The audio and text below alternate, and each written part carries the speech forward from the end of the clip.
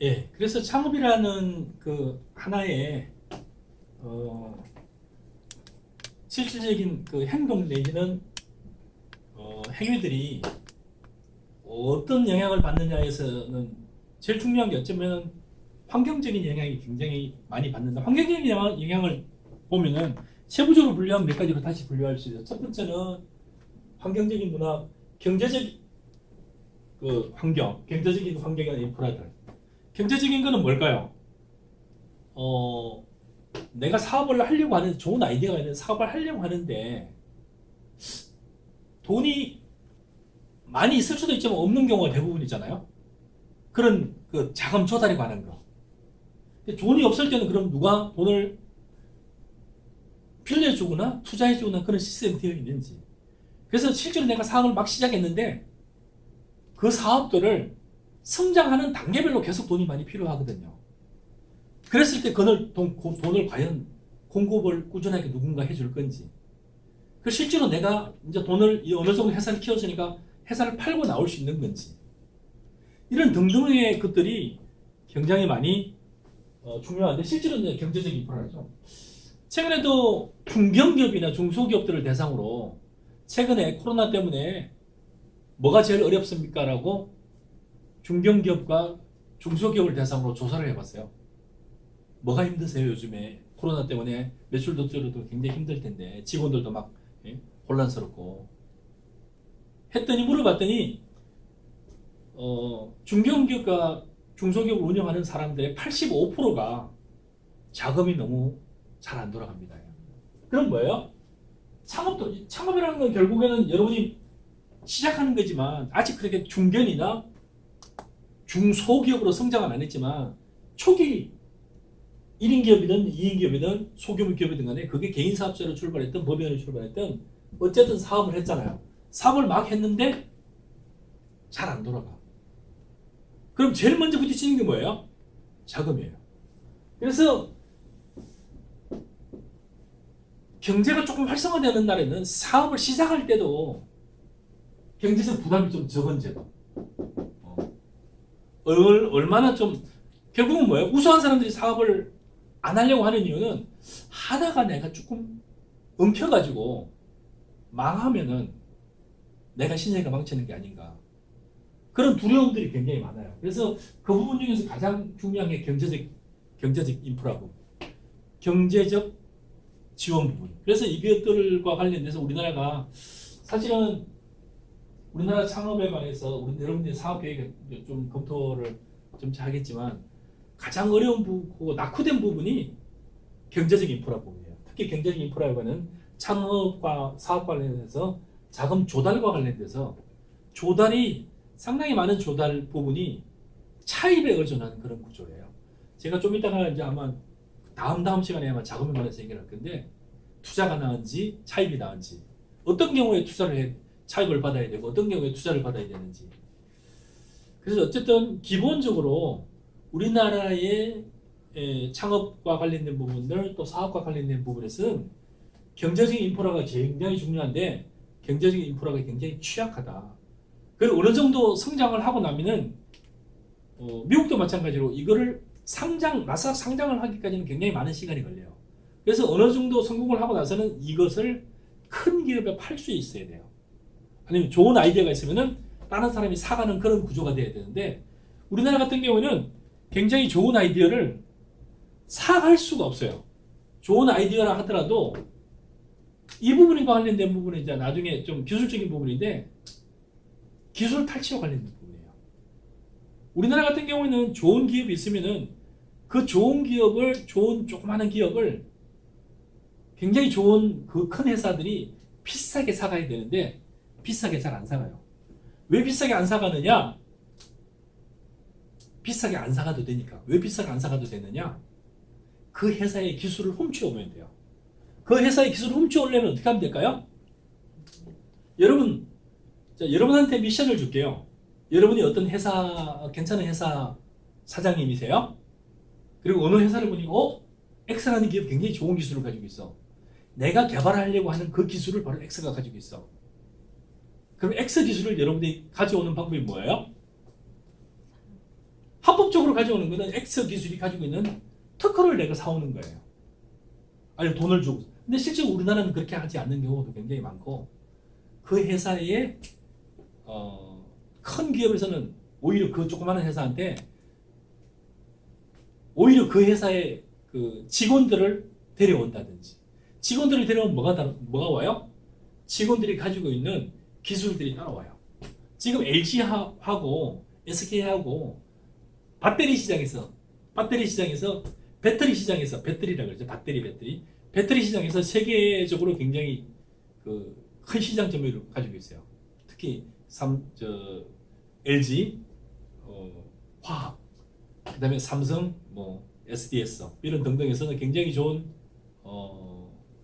SDI죠. 이런 쪽에서는 배터리와 관련돼서 굉장히 좋은 기술들을 가지고 수출도 많이 하고 굉장히 강한 경쟁력을 가지고 있는데, SK 이노베이션 같은 데하고 붙어 있는 게 지금 누가 오른지는 모르지만 기술 탈취와 관련돼서 인력들을 빼오는 것들이 큰 이슈가 되어 있어요.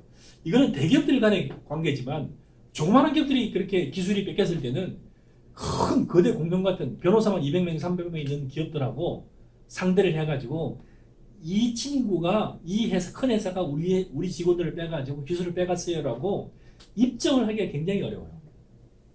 그래서 대기업들은 잘 안 사가고 직원들을 데려가고요. 그럼 직원들을 데려가면 문제가 없을까요? 특이하게 문제가 없다라고 계속 판결이 나요. 우리나라만. 미국에서는 똑같은 현상이 나타났을 때는 굉장히 큰 기업이 작은 기업 기술이 너무 좋아 보여. 그걸 가져갔을 때 만약 직원을 몇 명을 데려가요. 그러면은 벌금이나 과징금이 어느 정도 나면은 큰 회사를 완전히 말아먹을 정도로 몇 조나 몇십 조의 벌금이 나와버려요. 그럼 큰 회사가 이 조그마한 회사에 몇백억짜리를 가져가려고 직원들 몇 명 데려갈까 안 데려갈까요? 안 데려와요. 그럼 어떻게 해요? 이 자그마한 회사 2, 300억 되는 회사는 500억, 600억 주고 사와요. 그럼 어떻게 되는 거죠? 이 회사가 가진 모든 걸 사오는 거죠. 기술과 사람들을 다 데려와 버려요. 그리고 이 회사는 필요가 없어. 회사는 없애버려요. 그러면은 좋은 아이디어를 가진 사람이 계속 개발을 해가지고 큰 회사한테 갖다 팔아먹겠어, 안 팔아먹겠어요? 계속 개발해서 팔아먹는 거예요.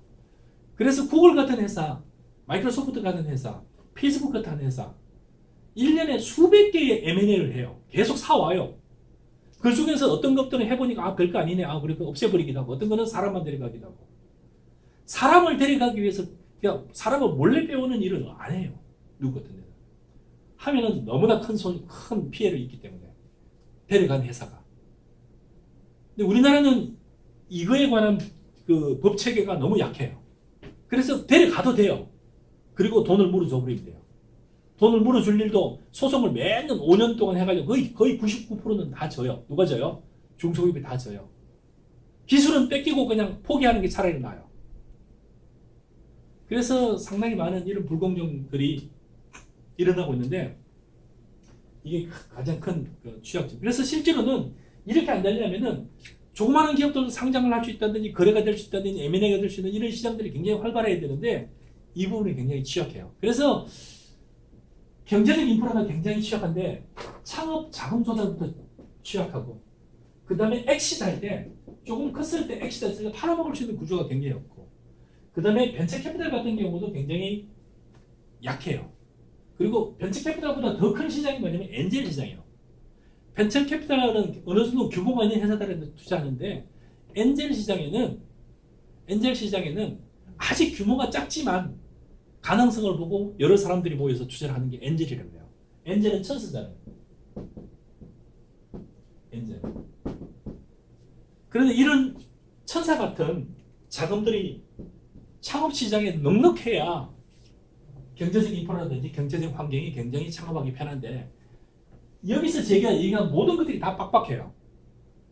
창업 자금 조달 시장, 액세스 시장, 벤처 캐피탈 시장, 엔젤 시장, 그리고 이것들이 올라가서 거래소 시장, 그 다음에 코스닥 시장, 이런 등등이 굉장히 엄격한 심사를 등등을 통해서 올라갈 수 있기 때문에 실제로는 우리나라의 경제 규모에 비해서 경제적 인프라가 굉장히 취약하다, 이렇게 평가를 해요. 그 다음에 사실은 또 우리나라의 생태계적 측면으로 봤을 때 사회문화적 인프라예요. 사회적 분위기는 어떠냐?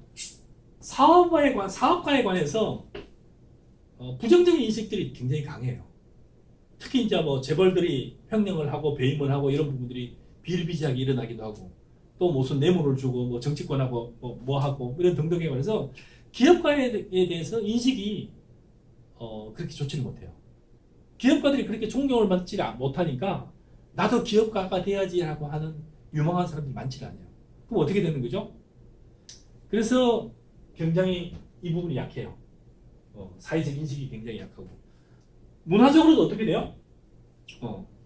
문화적으로도 우리나라 자체가 예를 들어서 만약에 술을 먹고 미국 같은 데는 잠깐 얘기했지만 체크라 그래요. 수표를 내가 받아요. 250불 그냥 전기세 같은 건 250불 해서 그냥 주는 거죠. 250불 해서 그 전기회사에 보내줘요. 우리는 그런 문화가 아니라 눈 떠고도 코백하는 세상이에요. 했는데 막 사기. 지금 우리나라에 가장 성행하는 게 뭘 것 같아요? 그냥 여러분들 그냥 눈 딱 감고 우리나라에 가장 활발한 게 전 눈에 딱 뜨면 딱 두 가지예요. 가장 액티브하게 돌아가는 두 가지 사업이 있어요. 사업이라고 그럴게요. 하나는 사업이라 하게 되는데 우리나라에서 가장 액티브하게 돌아가는 사업이 두 가지 사업인데 전 세계에서 가장 많은 게 있고 이 두 가지는 전 세계에서 가장 많아요.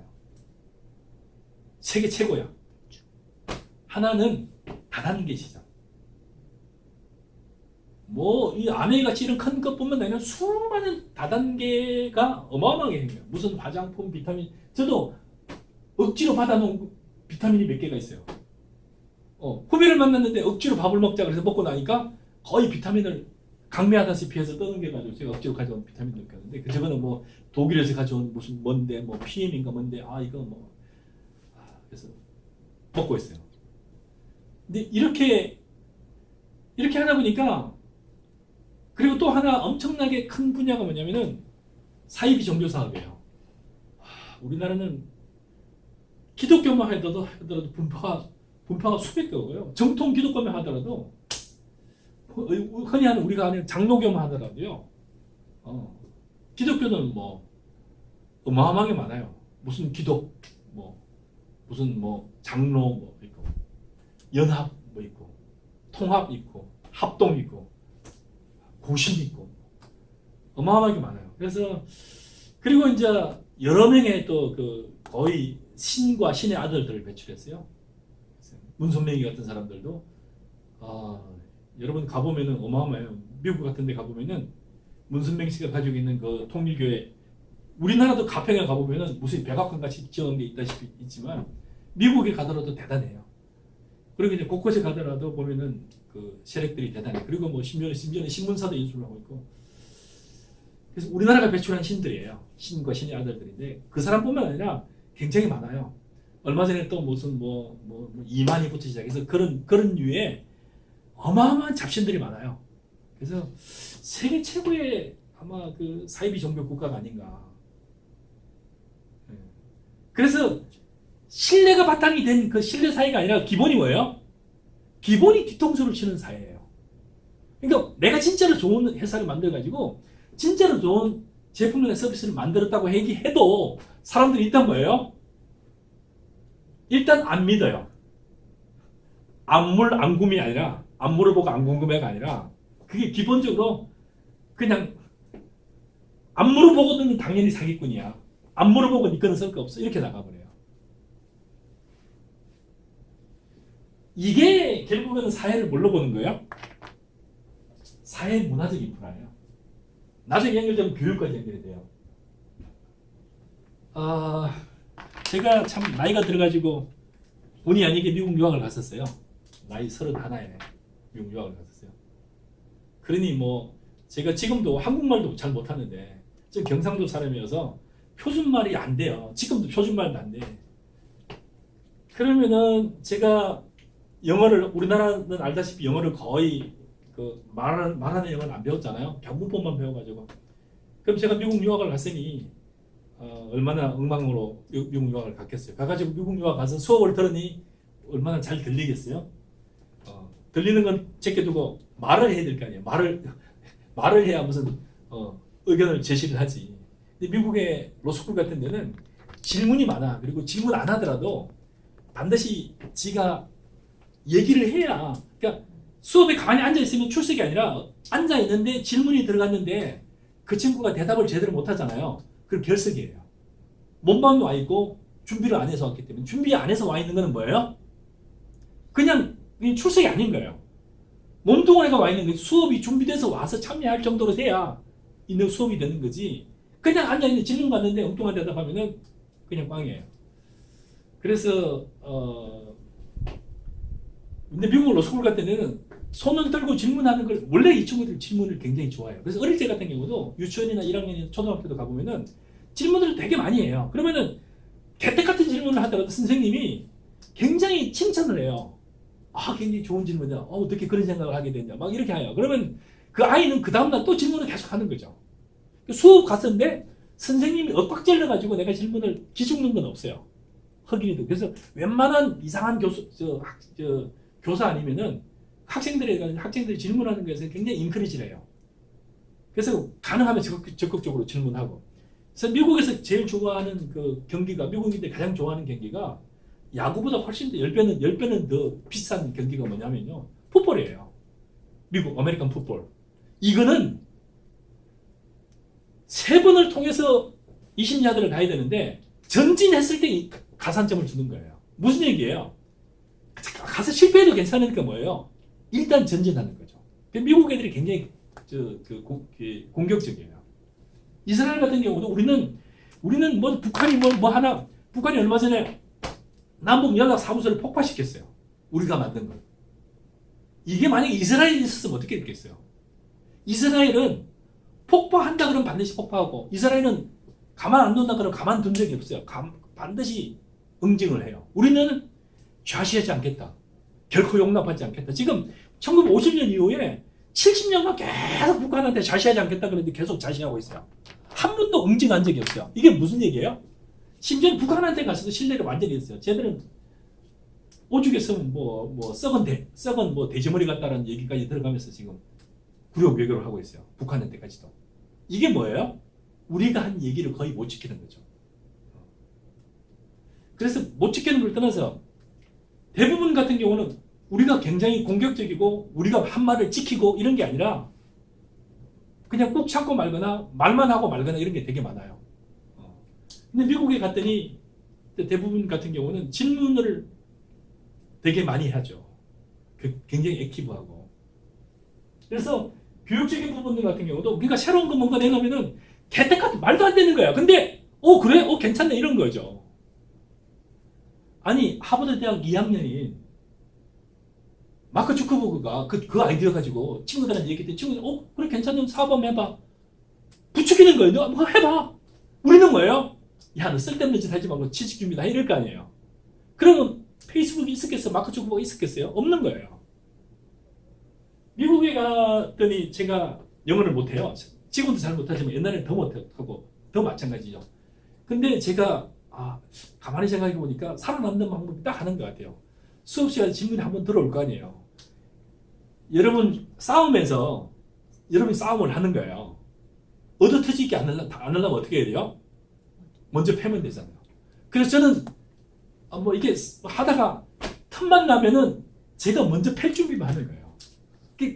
미국에서는 사실 교수들이 수업을 이렇게 저같이 거품을 울고 하는 교수가 하나도 없어요. 많지 않아요. 특히 로스쿨 같은 데는. 교수가 간단하게 문제만 던지고 질문만 던지고 이렇게 토론회 가면서 이슈만 던지고 나서 나머지 학생들끼리 막 토론하거든요. 어쨌든 그러고 나면 이제 학생들이 막 감론을 받고 학생들끼리 계속 손들고 교수가 이제 네가 얘기하고, 이게 교수는 얘기할 서로 리스폰스 할 사람만 선정하는 거예요. 그럼 걔가 얘기하고 그럼 뭐 다른 얘기 없냐 하면 다른 얘기하고 막 이런 거거든요. 그래서 저 같은 경우는 그래서 이거 안 되겠다. 그래서 매 수업마다 가능하면 선빵을 빨리 날리는 거예요. 그럼 다리 뻗고 있어도 되잖아요. 왜냐면은 학생들이 꽤 많으니까 내가 한 번 발언을 했으면은 또 네가 하라고 나한테 질문이 잘 안 오거든요. 자기들끼리 물론 왔다 갔다 하지만. 그래서 가능하면은 웬만하면 제가 먼저 손을 들고 질문을 해요. 교수한테 하든지 다른 놈한테 하든지. 그러면 넌 한 번 끝났잖아요. 그러면 학생들도 많은데 나까지 질문이 또 오겠어요? 또 온 적은 한 번도 없어요. 그래서 3년 내내 제가 굉장히 편하게 수업을 했는데 편하게 수업했던 얘기 딱 두 가지예요. 하나는 굉장히 영어를 못했음에도 편하게 수업했던 얘기는 제가 적극적으로 질문을 하거나 제가 적극적으로 답변을 하면서 선방을 날렸어요. 두 번째는 개떼 같은 질문을 하는 학생들 막 인상 쓰고 그래요. 영어도 못하면서 질문 도대체 무슨 말? 근데 교수는 제가 질문하는 개떼 같은 질문을 그 중에 한두 단어만 알아듣더라도 굉장히 기여를 기르면서 굉장히 10번 질문했을 때마다 9번 대답이 뭐냐면 그 교수가 나한테 했던 얘기가 대체 굿퀘스천이에요. 굉장히 좋은 질문이다. 심지어는 뭐라고 얘기하자면 내가 막 얘기하려고 했는데 네가 얘기해서 내가 정말 기쁘다 이렇게 해요. 그러면 내가 질문이 엉망인 거 뻔히 알면서도 교수는 뭐라 그러는 거예요. 질문 잘했다. 안 그래 큐 네가 질문 잘해가지고 내가 얘기하려고 했는데 그 부분에 가지고 내가 얘기를 하려고 한다면서 교수가 굉장히 인커리지 하는 거예요. 그럼 뭐예요? 나는 그 다음 주에 수업 가서 기쁘게 또 수업 준비를 하는 거예요. 다음 시간에 가서는 뭘로 또 선방을 날릴까? 그래서 수업을 예습도 하고 하면서 계속 굉장히 미국 수업을 굉장히 즐겼는데 똑같은 수업을 하면서 한국에서는 정말 수업이 지겨웠거든요. 미국에서는 수업 자체가 한 번도 지겨웠던 적이 없어요. 이게 뭐예요? 사회적 인식도 그렇지만 교육 시스템 같은 경우도 수많은 아이디어가 미국에 계속 나오는 이유가 뭐냐면은 그 아이디어를 계속 키워줘요. 그 교수가 나를 키워주는 게 아니라 사회적 분위기 자체가 그래요. 그럼 뭐가 되는 거죠? 그럼 그 사장될 만한 별것도 아닌 아이디어가 살아나는 거죠. 우리나라에 있는 첫 번째 나왔던 여러 가지 알러브 스쿨부터 시작해 그런 유사한 것들이 사실은 뭐예요?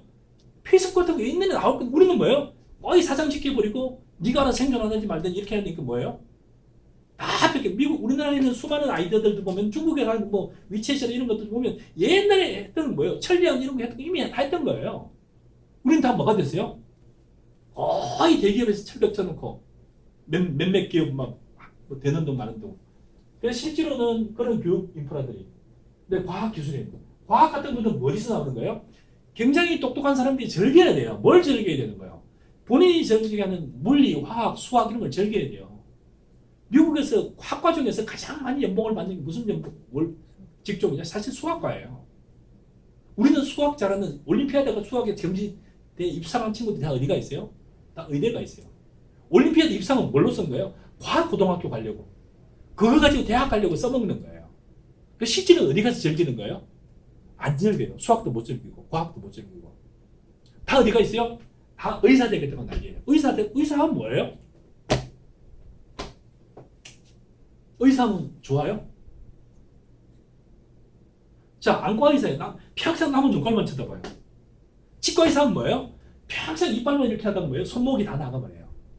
제가 아는 어느 교수님의 그 추천을 받아가지고 방배동에 있는 연세 부부 치과를 갔는데 부부가 다 치과 의사예요. 남편은 2층, 부인은 3층인데 그 여자분 의사분인데 손목이 다 나갔어요. 계속 이것만 쳐다봐요. 평생을 뭐 하는 거예요? 평생 단순 노동이에요. 뭐 하는 거예요? 돈은 많이 벌어요. 많이 버는 것 같이 보이는데 실제로 강남의 건물주 중에서는 치과 의사나 의사가 한 명도 없어요. 거의 한 명도 없다시피 해요. 몇 명 있는지는 모르겠어요. 제가 발견한 바에는 한 명도 의사 중에서 건물을 가진 사람이 없어요. 뭐 조그마한 건물, 2, 3층 되는 건물을 가졌는지 모르겠지만 건물다운 건물을 의사 선생님이 가지고 있는 걸 제가 본 적이 없어요. 근데 우리나라는 뭐라 그래요? 모든 부모님들이 초등학교 4학년 때부터 벌써 뭐 가르쳐요? 과학도 가르치고 영어도 가르치고 수학도 가르치고 뭐 하기 위해서 가르치는 거예요? 의대 가라고. 변호사 되라고. 그 다음에 법적 제도적. 자, 법적 제도적인 부분에서도 실제로 과학기술이 일본에 같은 경우 과학기술을 참 즐겨요.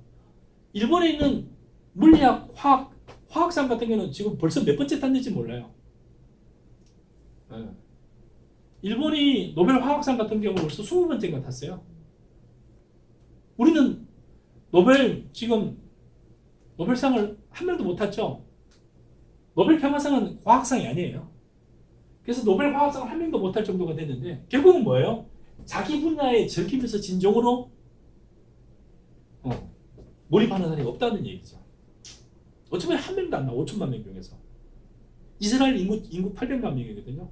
이스라엘 인구 800만 명 중에서 한 대학에서 히브리라는 한 대학에서 노벨 수상자가 9명이 나왔어요.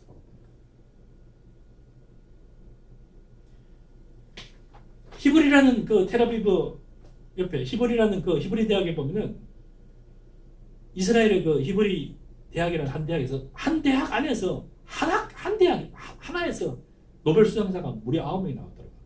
한 3년 전에 갔더니.